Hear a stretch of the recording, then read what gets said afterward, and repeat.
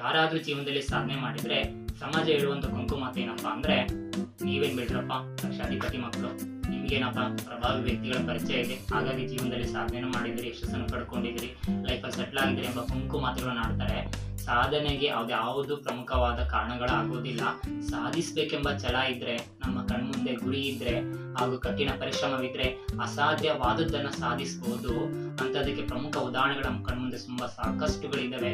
ಆಕಾಶದ ಎತ್ತರದಷ್ಟು ಎತ್ತರ ಇರುವ ಗೌರಿಶಂಕರವನ್ನ ಹತ್ಬಹುದು, ಚಂದ್ರಲೋಕಕ್ಕೆ ಹೋಗಿ ಬರ್ಬೋದು, ಕೊನೆಯೇ ಇಲ್ಲದಿರುವಂತಹ ಸಮುದ್ರ ಮಾರ್ಗವನ್ನ ದಾಟಬಹುದು, ಹಾಗೆ ಚೀನಾದ ಮಹಾಗೋಡೆಯನ್ನ ಕಾಲ್ನಡಿಗೆಯಲ್ಲೇ ದಾಟಿಸಬಹುದು. ಇಂಥ ಅನೇಕ ಹತ್ತಾರು ಉದಾಹರಣೆಗಳು ನಮ್ಮ ಕಣ್ಮುಂದೆ ಇದೆ.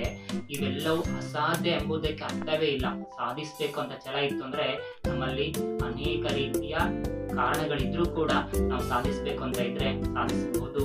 ಅಂತ ಅನೇಕ ಹತ್ತಾರು ಉದಾಹರಣೆಗಳನ್ನು, ಕಥೆಗಳನ್ನು ಒಳಗೊಂಡಂತ ಒಂದು ಪ್ರೇರಣಾತ್ಮಕ ಪುಸ್ತಕದ ಬಗ್ಗೆ ನಾನು ಇವತ್ತು ಏನ್ ಮಾಡ್ತಾ ಇದ್ದೀನಿ, ಪರಿಚಯ ಮಾಡ್ತಾ ಇದ್ದೀನಿ. ಆ ಪುಸ್ತಕವೇ ಅಮ್ಮ ಹೇಳಿದ 8 ಸುಳ್ಳುಗಳು. ಆರ್ ಮಣಿಕಾಂತ್ ಅವರು ಬರೆದಿರುವಂತ ಪುಸ್ತಕ. ತುಂಬಾ ಅದ್ಭುತವಾಗಿದೆ. ಇಲ್ಲೊಂದು 35 ಸಣ್ಣ ಸಣ್ಣ ಕಥೆಗಳನ್ನು ಒಳಗೊಂಡಂತ ಪುಸ್ತಕ.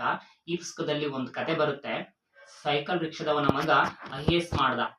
ಇಲ್ಲಿ ಒಂದು ಸಂದರ್ಭ ಬರುತ್ತೆ, ಅಯ್ಯೋ ಬಿಡ್ರಿ, ಹಾಗೆ ಸಾಧನೆ ಮಾಡಿದವರೆಲ್ಲ ಲಕ್ಷಾಧಿಪತಿಗಳ ಮಕ್ಕಳೇ, ಅವರಿಗೇನ್ ಕಮ್ಮಿ, ಅಪ್ಪನ ದುಡ್ಡು ರಾಶಿ ರಾಶಿ ಇದೆ, ಹಾಗಾಗಿ ಒಂದೊಂದು ಸಾಹಸ ಮಾಡ್ತಾ ಹೋಗ್ತಾರೆ ಎಂದು ಕೊಂಕು ನುಡಿಯುತ್ತಾರೆ.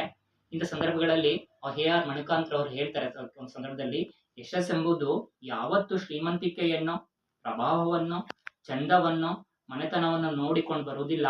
ಒಂದು ಕನಸನ್ನ ಎದುರಿಗಿಟ್ಕೊಂಡು ಅದನ್ನು ಫೇಸ್ ಮಾಡಲು ಪ್ರಯತ್ನಿಸ್ತಾನಲ್ಲ, ಅವನನ್ನ ಯಶಸ್ಸೆಂಬುದು ಬಾಚಿ ತೆಗೆದುಕೊಳ್ಳುತ್ತೆ. ಹೌದು, ಯಾವುದೇ ಯಶಸ್ಸು ಬರಬೇಕು ಅಂದ್ರೆ ಯಾವುದೇ ಕಾರಣಕ್ಕೆ ಲಕ್ಷಾಧಿಪತಿಗಳ ಮಕ್ಕಳಾಗ್ಲಿ ಅಥವಾ ಪ್ರಭಾವ ವ್ಯಕ್ತಿಗಳ ಮಕ್ಕಳಾಗ್ಲಿ ಯಾವುದೋ ಕಾರಣ ಆಗೋದಿಲ್ಲ. ನಮ್ಮಲ್ಲಿ ಏನಿರ್ಬೇಕು, ಛಲ ಇರಬೇಕು, ಗುರಿ ಇರಬೇಕು, ಕಠಿಣ ಪರಿಶ್ರಮ ಇದ್ದಾಗ ನಾವೇನನ್ ಬೇಕಾದ್ರೂ ಸಾಧಿಸಬಹುದು. ಅಸಾಧ್ಯವೆನ್ನುವುದು ಸಾಧಿಸಬಹುದು. ಬೆಟ್ಟ ಹತ್ತೋದಕ್ಕಿಂತ ಮುಂಚೆ ಏನಾಗಿರುತ್ತೆ, ಅದು ನಮಗೆ ತುಂಬಾ ದೊಡ್ಡದನ್ಸು, ಇಷ್ಟು ದೊಡ್ಡ ಬೆಟ್ಟವನ್ನು ಹತ್ಬೇಕಂತ ಹತ್ತಿದ ನಂತರ ಅದು ನಮ್ಮ ಕಾಲ್ ಕೆಳಗಿರುತ್ತೆ. ಅದಕ್ಕೆ ಅಸಾಧ್ಯ ಅನ್ನೋದು ಜೀವನದಲ್ಲಿ ಯಾವುದಿಲ್ಲ ಅಂತ ಹತ್ತಾರು ನಿದರ್ಶನಗಳು ನಮ್ಮ ಕಣ್ಮುಂದೆ ಇದೆ. ಸೊ ಅಂತ ಅದ್ಭುತವಾದ ಕಥೆಗಳು ಒಳಗೊಂಡ ಒಂದು ಪುಸ್ತಕವೇ ಯಾವುದು, ಅಮ್ಮ ಹೇಳಿದ 8 ಸುಳ್ಳುಗಳು. ತುಂಬಾ ಅದ್ಭುತವಾಗಿದೆ. ಯಾರಿಗಾದ್ರೂ ಸಮಯವಿದ್ರೆ ಒಮ್ಮೆ ನೋಡಿ. ನಮ್ಮನ್ನು ಕೂಡ ಏನಾದ್ರೂ ಪ್ರೇರಣಾತ್ಮಕವಾಗಿ ಬದಲಾವಣೆ ಮಾಡೋದಕ್ಕೆ ಒಂದು ಪ್ರಮುಖವಾದ ಪುಸ್ತಕ. ನೆಕ್ಸ್ಟ್ ಮುಂದಿನ ಪುಸ್ತಕದೊಂದಿಗೆ ಮತ್ತೆ ಭೇಟಿ ಆಗೋಣ.